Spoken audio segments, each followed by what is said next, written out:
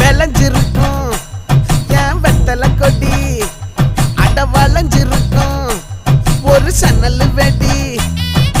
தோட்டா ஒரு கண்ணால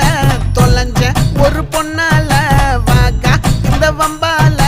வல விரிச்சிட வந்தாளே பார்த்து வளைச்ச தேக்கு ஓம் பட்ட உடம்பு சோக்கு என்ன குத்தும் குறும்பு மூக்கு கொஞ்சம் ஓய்வை கொடுத்து தாக்கு என்னடி சித்திரமே இங்க நீ பத்திரமே சொல்லு